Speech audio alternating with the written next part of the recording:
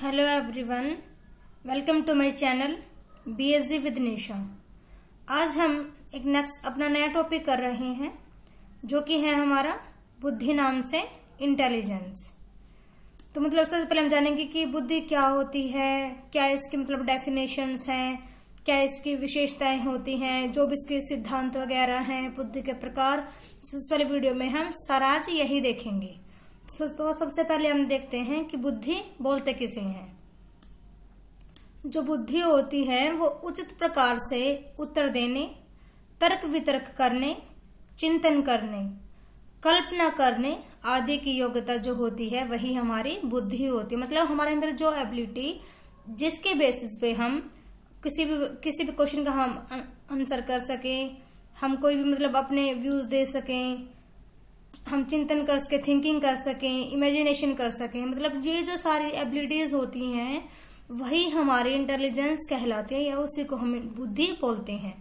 जो बुद्धि होती है वो एक जन्मजात शक्ति या योग्यता होती है। तो जो बुद्धि होती है वो जन्मजात होती है। बुद्धि एक इकाई नहीं होके अनेक इकाइयों को समूह, मतलब एक यूनिट नहीं है, ये मल्टी यूनिट होती है जो इंटेलिजेंस होती है ये। नेक्स्ट हम देखते हैं कि बुद्धि की परिभाषा क्या होती है। आपको पता है बहुत सारी डेफिनेशंस होती है, बट मैंने यहाँ पे ओनली 3 डेफिनेशंस ली है जो कि इम्पोर्टेंट है। जिसमें फर्स्ट है बंकिंघम के अनुसार। बंकिंघम ने क्या कहा है कि सीखने की योग्यता ही बुद्धि है। मतलब जिस तरीके से हम सीखते हैं, जो हमारे अंदर सीखने की एबिलिटी है वही हमारी क्या है, वही हमारी बुद्धि है। नेक्स्ट है टर्मन के अनुसार। टर्मन ने क्या कहा है कि अमूर्त विचारों के बारे में, मतलब जो विचार हम मतलब जो मान लीजिए कोई वस्तु आपके सामने नहीं है बट फिर भी आप उसके बारे में सोच रहे हो, आप थिंकिंग कर पा रहे हो, तो ये एबिलिटी जो आप में है कि आप कोई चीज ना होते हुए भी आप उसके बारे में सोच पा रहे हो, दैट मीन्स कि आप में बुद्धि है, आप में इंटेलिजेंस है। तो यही बात टर्मन ने कही है कि अमूर्त विचारों के बारे में सोचने की योग्यता, मतलब जो अमूर्त विचार है जिनके बारे मतलब जो हमारे सामने मतलब प्रत्यक्ष रूप से जो हमारे सामने भी नहीं है उसके बारे में सोचने की जो एबिलिटी होती है वही हमारी बुद्धि होती है। नेक्स्ट है स्पियर्समैन के अनुसार।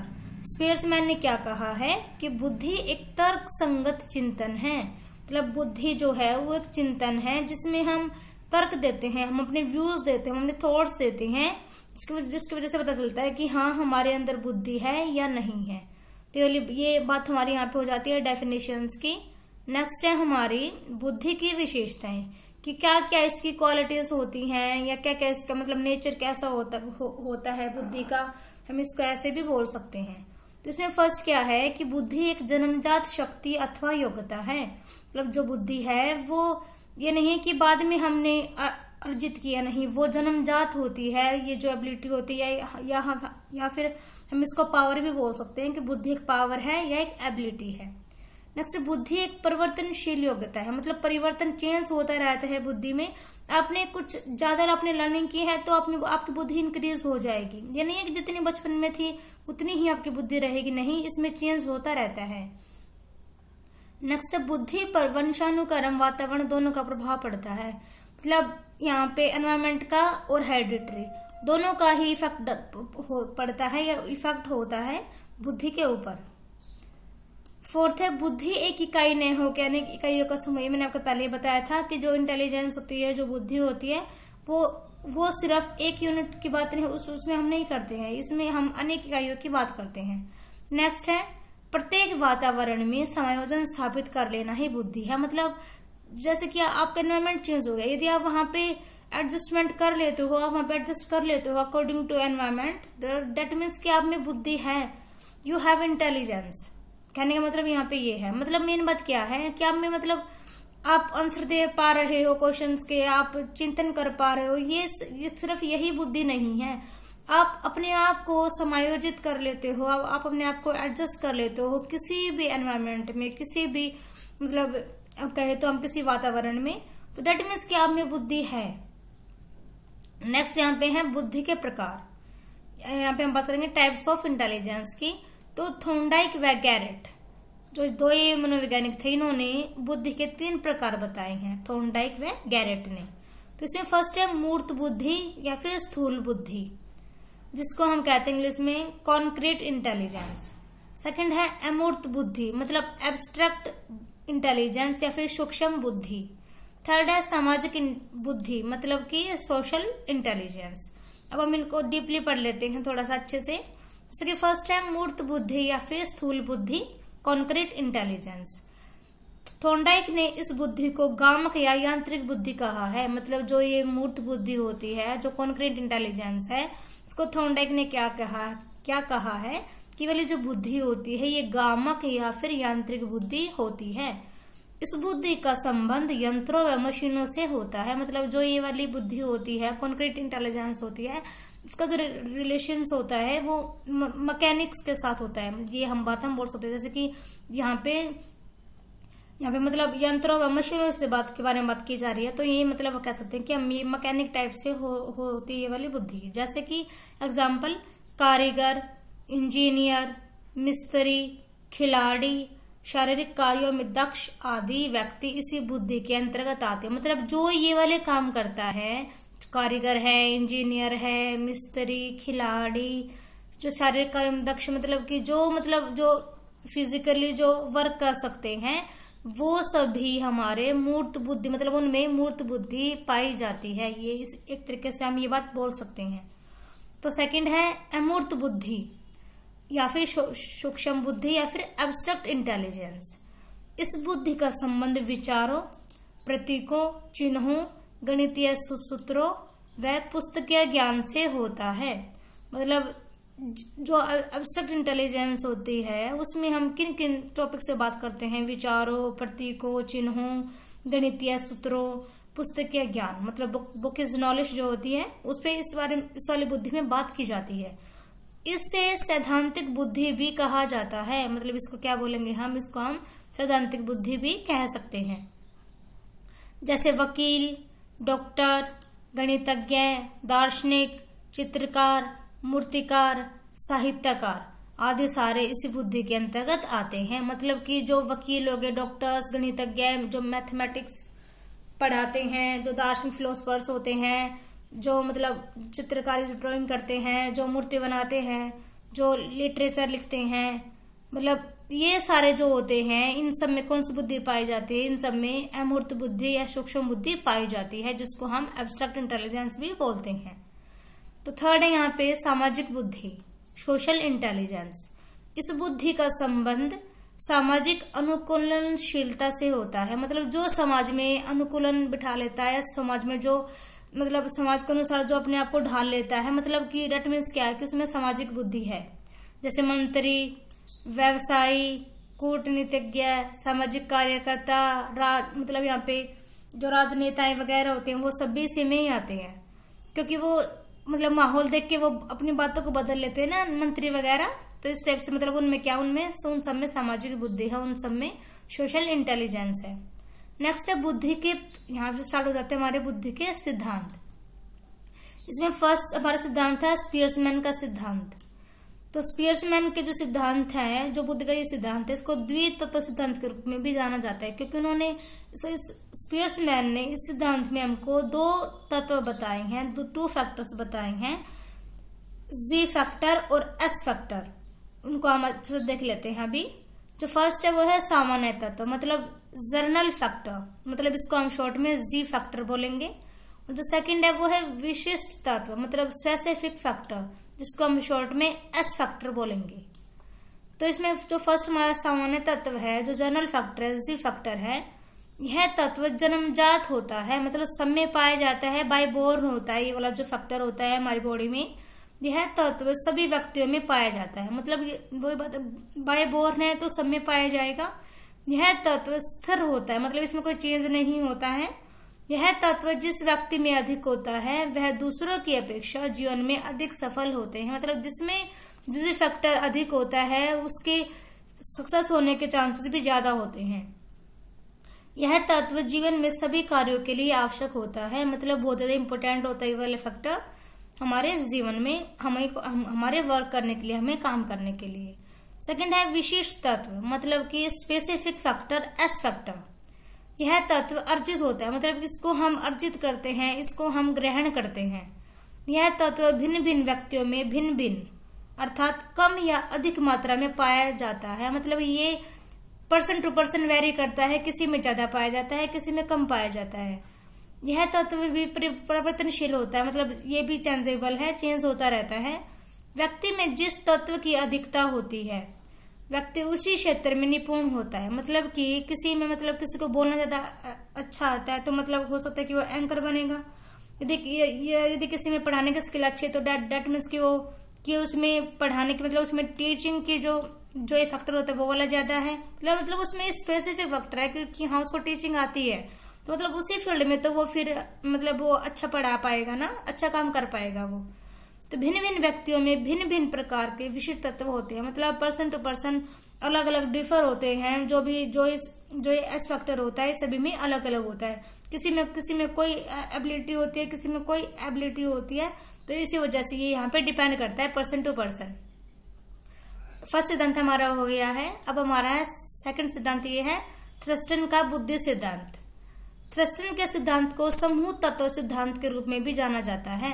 अब जो थ्रस्टन का जो सिद्धांत है उसको हम ग्रुप फैक्टर थ्योरी के रूप में भी जानते हैं। थ्रस्टन का समूह तत्व सिद्धांत वस्तुतः स्पियर्समैन के द्वितत्व सिद्धांत तथा थॉर्नडाइक के बहुतत्व सिद्धांत का मध्य मार्गी है। मतलब कि स्पियर्समैन ने तो ये कहा था कि 2 तत्व होते हैं, लेकिन थॉर्नडाइक ने कहा था कि बहुत सारे तत्व होते हैं। मतलब जो थ्रस्टन का ये समूह तत्व सिद्धांत है ये इन दोनों के बीच का सिद्धांत है, थॉर्नडाइक के और स्पियर्समैन के सिद्धांत का बीच का ये वाला सिद्धांत है थ्रस्टन का। थ्रस्टन ने अपनी कारक विश्लेषण पद्धति के आधार पर, मतलब उन्होंने ये एक पद्धति दी थी कारक विश्लेषण पद्धति, इसके बेसिस पे उन्होंने यह निष्कर्ष निकाला था कि 7 प्राथमिक मानसिक योग्यताओं का समूह ही बुद्धि है। कि जिसमें 7 एबिलिटी होंगी उसका जो ग्रुप होता है वही मतलब क्या है कि हाँ आप में इंटेलिजेंस है, जिन्हें प्रधान मानसिक क्षमताएं भी कहा जा सकता है या कहा जाता है। मतलब जो ये 7 जो होती हैं, जो ये 7 मतलब जो एबिलिटी ये होती हैं, यदि आप में ये एबिलिटी है तो मतलब कि आप में बुद्धि है, आप में इंटेलिजेंस है। और इन 7 के 7 प्राथमिक मानसिक योग्यताओं को मानसिक क्षमताएं या प्रधान मानसिक क्षमताएं भी कहा जा सकता है। तो इसमें फर्स्ट है हमारी प्रेक्षण योग्यता, मतलब कि किसी को देख के उसको अच्छे से समझ लेना, ये एबिलिटी होती है। सेकंड है अंक योग्यता, मतलब नंबर्स एबिलिटी, यदि आप नंबर्स को समझ पा रहे हो, उसका यूज कर पा रहे हो, दैट मीन्स कि आप में नंबर को जानने की या आपके अंदर नंबर एबिलिटी है। थर्ड है शाब्दिक योग्यता, मतलब वर्बल एबिलिटी, मतलब कि आप में यदि आप वर्बली अच्छे से बोल पा रहे हो तो आप में वर्बल एबिलिटी है। फोर्थ है वाक योग्यता, वर्ड एबिलिटी, मतलब कि आप किस प्रकार से आप वर्ड्स का यूज कर रहे हो, किस प्रकार से आप वर्ड्स को लिख रहे हो, तो ये सारी हमारी वर्ड एबिलिटी के अंतर्गत ही आ जाती है। फिफ्थ है स्मरण योग्यता, मतलब मेमोरी एबिलिटी, कि आप कितना आप याद कर पा रहे हो, कितनी आपकी एबिलिटी है लर्न करने की कोई भी चीज, मतलब कितनी आपकी मेमोरी की कैपेसिटी है उसको अपने माइंड में स्टोर करने की। सिक्स्थ है तार्किक योग्यता, रीजनिंग एबिलिटी, कि कैसे आप मतलब तर्क वितर्क कर रहे हो, क्या आप में एबिलिटी है मतलब तर्क करने की, व्यूज देने की, अपने थॉट्स देने की। सेवंथ है पर्यवेक्षण योग्यता, मतलब कि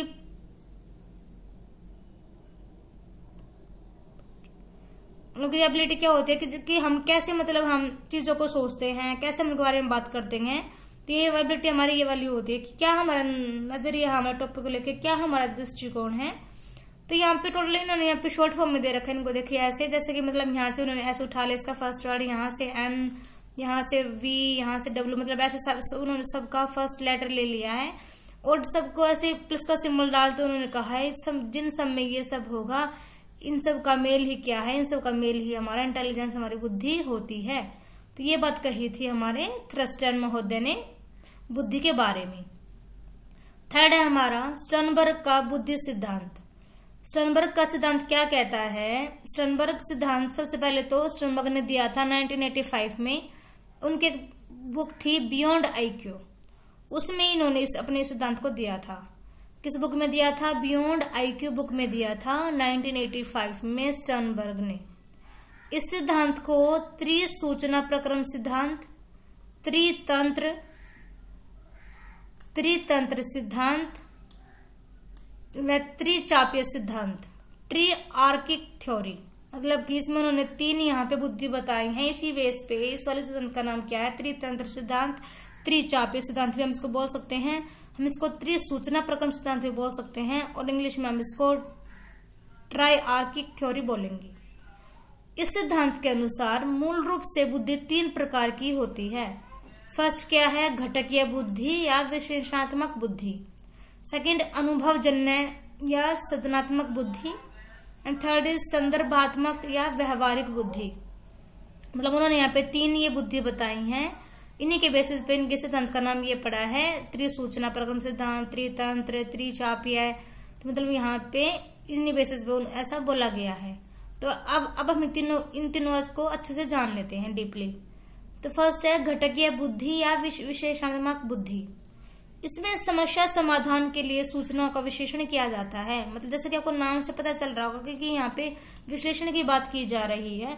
हम कोई भी प्रॉब्लम आती है तो उसको सोल्व करने के लिए हम किस टाइप से मतलब इन्फॉर्मेशन का हम विश्लेषण करते हैं, हम उसको कैसे हम उसको यूज करते हैं अपनी प्रॉब्लम को सोल्व करने के लिए। ऐसे व्यक्तियों में उच्च महत्वपूर्ण और विशेषणात्मक क्षमता होती है और आमतौर पर शैक्षणिक कार्यों और स्कूल में अच्छा प्रदर्शन करते हैं। मतलब जिन इंसानों में घटकीय बुद्धि होगी वो आमतौर पर मतलब एजुकेशनल वर्क वो करते हैं और अपने स्कूल में भी वो अच्छा अपनी परफॉर्मेंस देते हैं। ये गणितीय और मौखिक कौशल में भी अच्छे होते हैं। मतलब यदि हम बात करें ओरल स्पीच की तो ये अच्छा करते हैं और ये मैथमेटिक्स में भी अच्छे होते हैं। तो ये होगी हमारी घटकीय बुद्धि। सेकंड है हमारी अनुभवजन्य या सृजनात्मक बुद्धि। इसमें समस्या समाधान करने के लिए पूर्व अनुभवों का सृजनात्मक रूप से उपयोग किया जाता है। मतलब जो हमारे एक्सपीरियंसेस हैं उनको एक अच्छे तरीके से यूज किया जाता है प्रॉब्लम को सोल्व करने के लिए। उनको एक क्रिएटिव रूप से हम यूज करते हैं। इस बुद्धि पर उच्च लोग सृजनात्मक होते हैं। मतलब जिनमें ये बुद्धि है वो लोग क्रिएटिव होते हैं। उनके पास नए आविष्कार करने में पिछले अनुभवों का उपयोग करने की क्षमता होती है। मतलब ये यदि उनको कोई नया काम इन्वेंट करना है या उनको नया कुछ उनको इन्वेंशन करनी है तो उसके लिए उनमें क्या एबिलिटी होती है कि वो अपने जो उनके एक्सपीरियंस होते हैं, जो उनके पिछले एक्सपीरियंस होते हैं उनका भी यूज करते हैं और वो एक नई इन्वेंशन कर देते हैं, वो एक नया आविष्कार कर देते हैं। थर्ड है संदर्भात्मक या व्यवहारिक बुद्धि। इसमें दिन प्रतिदिन व्यवहार में आने वाली समस्याओं का समाधान किया जाता है। मतलब डेली यूज की यहाँ पे बात की व्यवहार की, मतलब व्यवहारिक जो डेली बेसिस पे हमारा होता है वो इसके रिगार्डिंग ही यहाँ पे हम प्रॉब्लम को सोल्व करते हैं। जो लोग इस बुद्धि में उच्च होते हैं वे अपना बचाव करने में सक्षम या स्ट्रीट स्मार्ट होते हैं। मतलब कि वो अपने आप को वो सेफ रखते पाते हैं क्योंकि उन्हें बोलना अच्छा आता है। वो अपनी दिन प्रतिदिन की समस्याओं को समाधान कर लेते हैं और अक्सर अपने जीवन में भी ये इंसान सफल हो जाते हैं क्योंकि उनको अच्छे से बोलना आता है। इसी वजह से वो अपने आप को सेफ रख पाते हैं। इसी वजह से यहाँ पे उनको ऐसा बोला गया है। इसके अलावा यहाँ पे एक बात और क्या है इम्पोर्टेंट कि स्टर्नबर्ग ने इस प्रक्रिया के 3 घटक बताए हैं कि मतलब बुद्धि के यहाँ पे 3 घटक बताए उन्होंने। इसमें फर्स्ट क्या है? मेटा घटक। इसका क्या मीनिंग है कि उस तरह प्रक्रियाओं से होता है। इसका मतलब मेटा घटक का जैसे समस्या का समाधान करना, मतलब जो हाई लेवल जो प्रोसेस होती है वो होती है मेटा घटक। और जिसमें क्या इसका फॉर एग्जाम्पल क्या है? समस्या का सॉल्यूशन करना या समस्या का समाधान करना यहाँ पे मेटा घटक का एग्जाम्पल है। सेकेंड है निष्पादन घटक। इसका तात्पर्य है उन वास्तविक मानसिक प्रक्रियाओं से होता है जिनके माध्यम से किसी कार्य को संपन्न किया जाता है। मतलब कि ऐसी जो मेंटल प्रोसेस है ये जो निष्पादन घटक है जिसका यूज करके हम अपने काम को कंप्लीट करते हैं। थर्ड है ज्ञान संग्रहण घटक। ये क्या होता है? इसका तात्पर्य उन प्रक्रियाओं से होता है जिसके द्वारा व्यक्ति नई सूचनाएं सीखता है। मतलब कुछ नई हमको इन्फॉर्मेशन लर्न करनी है, हमको सीखना है, हमको लर्निंग करनी है तो हम ज्ञान संग्रहण घटक का ही हम यूज करते हैं कोई भी नई चीज सीखने के लिए। तो ये वाला हमारा सिद्धांत पूरा हो गया है जो हमने किया अभी स्टर्नबर्ग का सिद्धांत। ये हमारा 3rd नंबर का सिद्धांत था। अब हम करेंगे 4th नंबर सिद्धांत जो कि हमारा है होवर्ड गार्डनर का बहुबुद्धि सिद्धांत के नाम से। तो जो बहुबुद्धि सिद्धांत है उसके प्रवर्तक कौन है? नाम से पता चल रहा है आपको, हावर्ड गार्डनर। हार्वर्ड गार्डनर ने अपनी पुस्तक, इनकी एक बुक थी frame of the mind the theory of multiple intelligence. इस बुक के अंतर्गत उन्होंने बुद्धि का स्वरूप एकांकी न होकर बहुकारकीय होता है। उन्होंने इस बात को अपनी इस बुक में बताया कि बुद्धि जो है वो सिंगल वे चीज नहीं है, उसमें बहुत सारे फैक्टर्स होते हैं जो की इफेक्ट डालते हैं। उन्होंने बुद्धि के 7 मूल प्रकार बताए हैं। उन्होंने टोटल यहाँ पे 7 टाइप्स 7 टाइप्स बताए हैं यहाँ पे बुद्धि के। बाद में 1998 मतलब 1998 में अपनी पुस्तक, उनके नई बुक आई इंटेलिजेंस रिफ्रेम्ड। इसमें उन्होंने यहाँ पे पहले तो उन्होंने 7 बताए यहाँ पे मूल प्रकार बुद्धि के, बट 1998 में उन्होंने अपनी इस इंटेलिजेंस रिफ्रेम्ड बुक में एक 8वां प्रकार और जोड़ दिया, और 2000 में फिर दोबारा से मतलब उन्होंने 9वां प्रकार जोड़ दिया। मतलब टोटल 9 प्रकार अब तक उनके हो गए हैं। और इस प्रकार जो हमारे प्रेजेंट टाइम में हमारे पास बुद्धि के 9 प्रकार हैं, जो कि अभी हम जिनको अच्छे से पढ़ेंगे। जिसमें कि फर्स्ट है हमारा भाषाई बुद्धि। मतलब भाषा जिनमें लैंग्वेज की इंटेलिजेंस होती है, मतलब कि वो क्या बन सकते हैं अपने लाइफ में, उनमें क्या मतलब हमको उसका रिजल्ट मिलेगा, क्या पॉसिबिलिटी है कि क्या बन सकते हैं अपनी लाइफ में।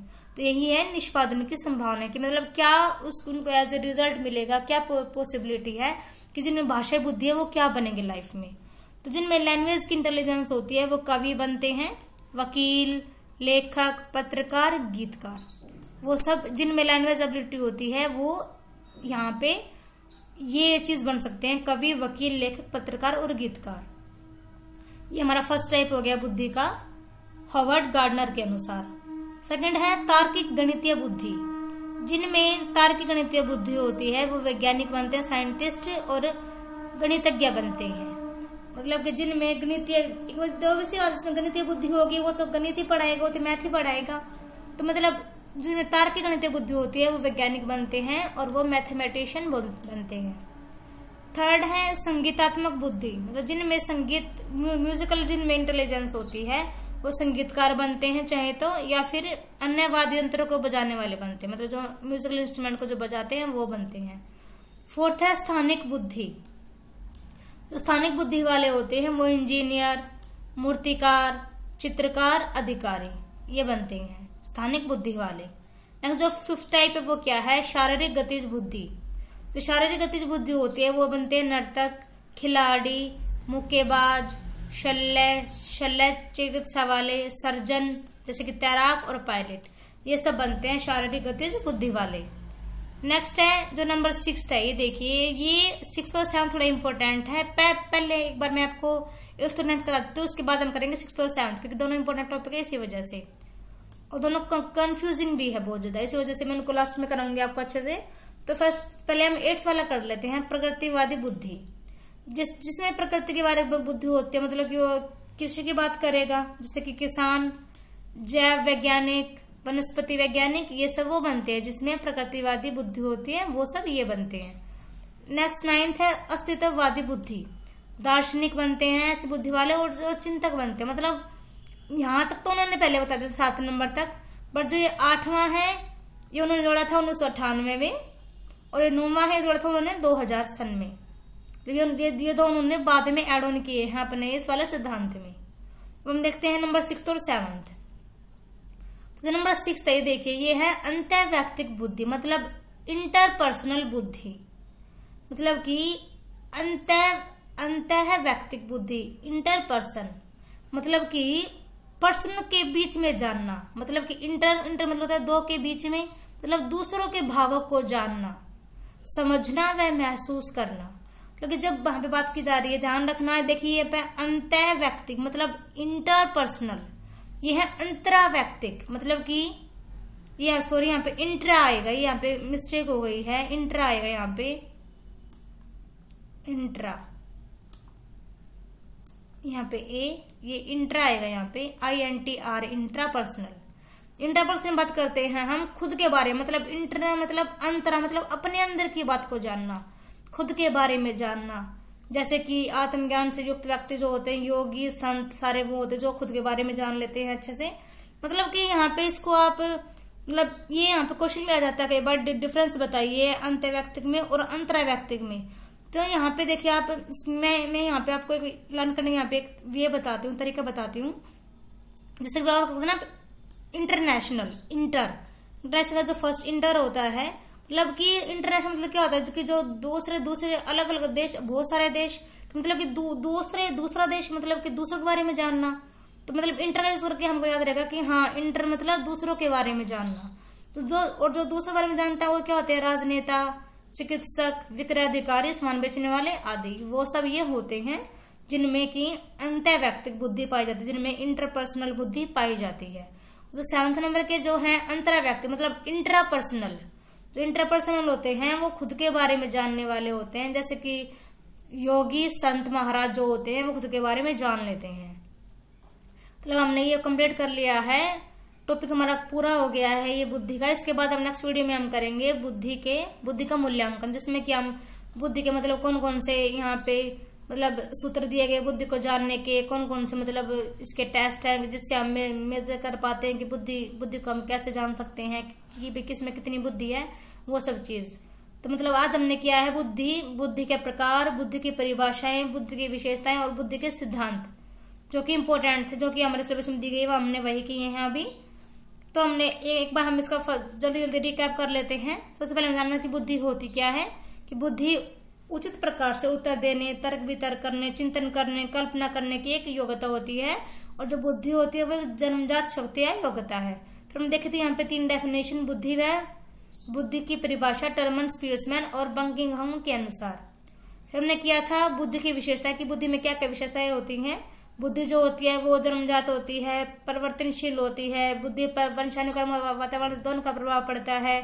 बुद्धि एक इकाई के अनेक इकाइयों का समूह है और प्रत्येक वातावरण में समायोजन करना ही बुद्धि है। तब ये थी यहाँ पे विशेषताएं।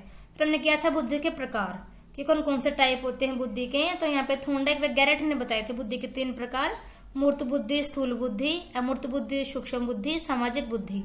फिर इनको हमने अच्छे से किया था कि जिनमें मूर्त बुद्धि पाई जाती है मतलब कि तो वो कारीगर, इंजीनियर, मिस्त्री, खिलाड़ी, शारीरिक कार्यों में दक्ष आदि वो व्यक्ति बनते हैं। जिनमें अमूर्त बुद्धि पाई जाती है वो क्या बनते हैं, वकील, डॉक्टर, गणितज्ञ, दार्शनिक, चित्रकार, ये सब वो बनते हैं। जिनमें सामाजिक बुद्धि पाई जाती है वो मंत्री, राजनेता, सामाजिक कार्यकर्ता, व्यवसायी ये बनते हैं। यहाँ से हम स्टार्ट हो जाते हैं बुद्धि के सिद्धांत। जिसमें फर्स्ट किया था हमने स्पीयर्समैन का सिद्धांत, और स्पीयर्समैन के सिद्धांत को द्वितत्व सिद्धांत नाम से जाना जाता है, जिसमें कि उन्होंने 2 हमको यहाँ पे तत्व बताए थे, जनरल फैक्टर G और स्पेसिफिक फैक्टर मतलब कि S। जिसमें कि जो जनरल फैक्टर होता है वो क्या होता है, वो जन्मजात होता है, समय पाया जाता है। बट जो विशेष तत्व होता है, जो स्पेसिफिक फैक्टर होता है, वो पर्सन टू पर्सन वेरी करता है। किसी फील्ड में किसी में स्पेसिफिक फैक्टर होता है, किसी में दूसरे फील्ड में स्पेसिफिक फैक्टर होता है। सेकंड था हमारा थ्रस्टन का बुद्धि सिद्धांत। थ्रस्टन के सिद्धांत को हम समूह तत्व सिद्धांत कहते हैं, ग्रुप फैक्टर थ्योरी।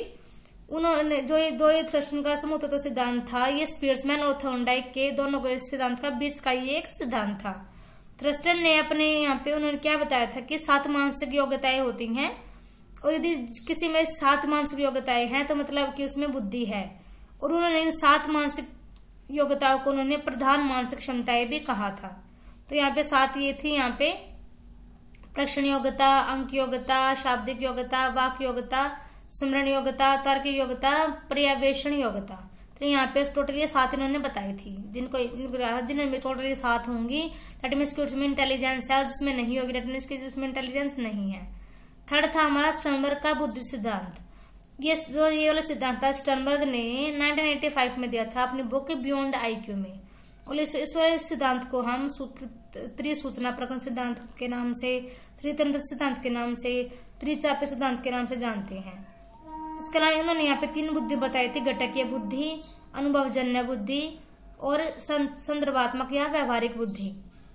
तो फर्स्ट बुद्धि जिसमें होती है मतलब कि वो यहाँ पे गणितज्ञ होते हैं और वो ओरल स्पीच में अच्छे होते हैं, जिनमें बुद्धि पाई जाती है। यहाँ पे सूचनाओं का विश्लेषण किया जाता है।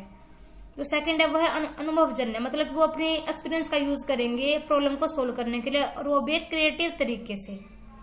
थर्ड था वो है व्यवहारिक बुद्धि, मतलब कि जो ये यहाँ पे व्यवहारिक बात की जा रही है, मतलब डे टू डे लाइफ की बात की जा रही है, यहाँ पे डेली रूटीन लाइफ की, तो वो अपनी प्रॉब्लम को सोल्व कर लेते हैं। और जो ये वाले लोग होते हैं ये स्ट्रीट स्मार्ट होते हैं, ये अपने जीवन में सफल होते हैं। उसके लिए यहाँ पे स्टर्नबर्ग ने 3 घटक बताए थे, यहाँ पे ये मैंने एक्स्ट्रा एड ऑन किया है यहाँ पे। उसके बाद देखिए यहाँ पे 4th है हार्वर्ड गार्डनर का बहुपदी सिद्धांत। जो वाला सिद्धांत है हार्वर्ड गार्डनर ने दिया था अपनी बुक में frame of the mind the theory of multiple intelligence में। उन्होंने कहा था कि जो बुद्धि है वो बहु कार्य किया है। उन्होंने यहाँ पर पहले तो 7 मूल प्रकार बताए बुद्धि के। 1998 में उन्होंने 8वां प्रकार जोड़ा था अपनी बुक इंटेलिजेंस रिफ्रेम्ड के अंतर्गत। फिर उन्होंने 2000 में उन्होंने 9वां प्रकार भी जोड़ दिया। मतलब अभी रिसेंट टाइम में हमारे पास बुद्धि के 9 प्रकार हैं। फर्स्ट वे तो बताया था हमने आपको भाषाई बुद्धि होती है, जो कि वकील, डॉक्टर, लेखक, गीतकार बनते हैं। सेकंड तार्किक गणितीय बुद्धि, जो वैज्ञानिक गणितज्ञ बनते हैं। थर्ड संगीतात्मक बुद्धि, संगीतकार व म्यूजिकल इंस्ट्रूमेंट को बजाने वाले। 4th स्थानिक बुद्धि, मतलब कि जो इंजीनियर, मूर्तिकार, चित्रकार जो होते हैं वो सब। 5th शारीरिक गतिज बुद्धि, नर्तक, खिलाड़ी, मुक्केबाज, शल्य चिकित्सक, सर्जन, तैराक, पायलट, ये सारे ये बनते हैं, ये वाली बुद्धि वाले इंसान। 6th है अंतर्व्यक्तिक इंटरपर्सनल, जो दूसरों के भावों को जाने समझे व उसको फील करे, जैसे कि राजनेता, चिकित्सक और विक्रय अधिकारी। 7th नंबर का वो है अंतर्व्यक्तिक बुद्धि, मतलब इंट्रापर्सनल, खुद के बारे में जानना, जैसे योगी, संत, महाराज आदि। 8th प्रकृतिवादी बुद्धि, मतलब किसान, जैव वैज्ञानिक, वनस्पति वैज्ञानिक आदि। 9th है अस्तित्ववादी बुद्धि, मतलब कि दार्शनिक, चिंतन करने वाले, दार्शनिक और चिंतक। तो ये हमारा यहाँ पे टॉपिक कंप्लीट हो जाता है बुद्धि का। आई होप कि आपको समझ में आया हो, जितना मैंने आपको कराया। मैं कोशिश कर रही हूँ आपको इन शॉर्ट में समझाने की, क्योंकि सिद्धांत तो वीडियो थोड़ी बड़ी चली जाती है इसी वजह से। बट मैंने कोशिश की यहाँ पे इन शॉर्ट में आपको समझाने की। आई होप कि आपको समझ में आ रहा हो टॉपिक मेरा पढ़ाया हुआ। जब आपको समझ में आ रहा है तो प्लीज लाइक करें, शेयर करें एंड सब्सक्राइब करें। Thank you everyone.